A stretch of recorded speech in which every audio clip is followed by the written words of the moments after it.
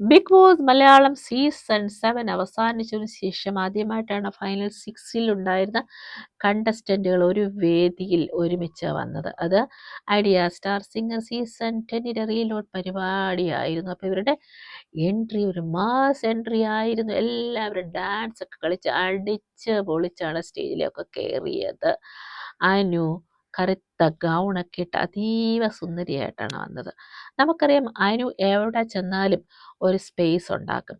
അപ്പോൾ ഇവിടെയും അനു തന്നെ അങ്ങനെ തന്നെയായിരുന്നു. എല്ലാവരുടെയും കണ്ണ് അനുവിലേക്ക് പോയിരുന്നു. അതുപോലെ നെവിൻ, അക്ബർ, അനീഷ്, ഷാനവാസ, നൂറ എല്ലാവരും അടിച്ചു പൊളിച്ചാണ് വന്നത്.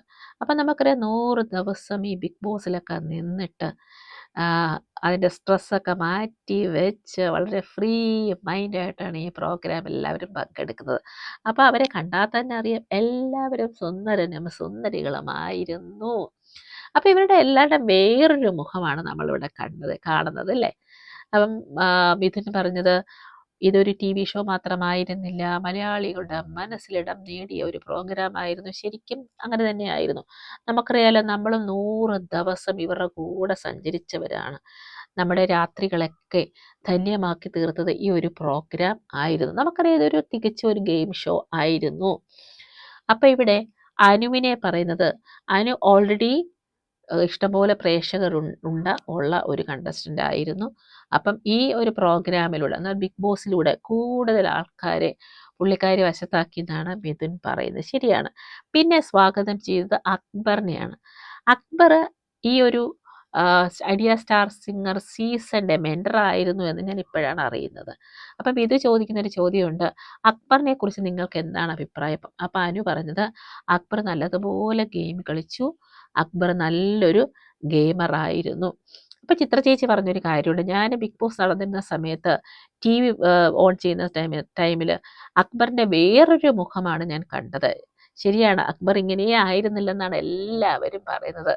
അപ്പം അക്ബർ ഒരു സിംഗറൂടെയാണല്ലോ, അപ്പോൾ അക്ബർ ഈ പ്രോഗ്രാം ഭയങ്കര എൻജോയ് ചെയ്യുന്നുണ്ടെന്ന് തോന്നുന്നു. അതുപോലെ അനീഷ് ഒരു കോമണറായിട്ട് വന്നിട്ട് ഇത്രത്തോളം ഉയരത്തിലെത്തിയത് മിഥുൻ അപ്രീഷിയേറ്റ് ചെയ്യുന്നുണ്ട്. അപ്പം അനീഷ് അവിടെ ചിത്രചേച്ചി സുപ്രഭാതം എന്ന് പറയുന്നു, അതുപോലെ ചിത്രചേച്ചി കേൾക്കുന്നുണ്ടോ എന്ന് പറയുന്നു. അപ്പം അനീഷ് അവിടെ വേറൊരു വൈബ് ഉണ്ടാക്കി.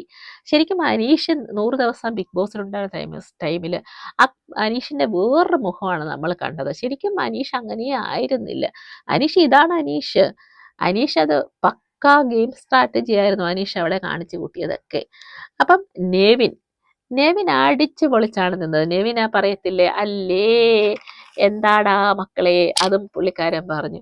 അപ്പോൾ ഒരു ഭയങ്കര ഒരു പോസിറ്റീവ് വൈബ് നെവിൻ ഉണ്ടാക്കി. നെവിൻ എപ്പോഴും അങ്ങനെയല്ല, നെവിന് ഭയങ്കര എൻ്റർടൈനറാണ്. നെവിൻ എനിക്ക് ഭയങ്കര ഇഷ്ടമാണ്. അപ്പം നെവിൻ പറയുന്നുണ്ട്, എനിക്ക് ചിത്രചേച്ചിയുടെ കൂടെ പാട്ട് പാടണം, ചിത്രചേച്ചിക്കും എൻ്റെ കൂടെ പാട്ട് പാടാൻ ആഗ്രഹമില്ലേ എന്ന് ചോദിച്ചപ്പോൾ എല്ലാവരും ചിരിച്ചു. അതുപോലെ ഷാനവാസ് പറയുന്നത്, എനിക്ക് പൂവിൽ രുദ്രന് കിട്ടിയ അധികം സ്നേഹം എനിക്ക് കിട്ടുന്നുണ്ട്. ശരിയാണ്, പുള്ളി ഒരു TV സീരിയൽ ആക്ടറാണ്. അപ്പം പുള്ളിക്കാരനും കുറേ കാര്യങ്ങൾ പറയുന്നുണ്ട്. അപ്പം ഞാൻ നോട്ടീസ് ചെയ്തൊരു കാര്യം, ഷാനവാസ് ഭയങ്കര സൈലൻ്റ് ആണ്. അപ്പം ഷാനവാസ് ഇങ്ങനെ തന്നെയാണ്. ഷാനവാസ് ഒരു ജെന്റിൽമാൻ ലുക്കാണ്. അപ്പം ഷാനവാസും പുള്ളിക്കാരൻ്റെ ഒരു വൈബ് അവിടെ ഉണ്ടാക്കി. പിന്നെ അപ്പം നൂറയ്ക്ക് ഒത്തിരി ഫാൻസ് ഉണ്ടെന്നാണ് പറയുന്നത്. നൂറ അപ്പോൾ അത് കേട്ട് ഭയങ്കരമായിട്ട് ചിരിക്കുന്നു. അപ്പം നൂറെ ഒത്തിരി പേർക്ക് ഇഷ്ടമാണെന്ന് പറയുന്നു. അപ്പം നൂറ് എന്ന് ഭയങ്കര സുന്ദരി ആയിരുന്നു.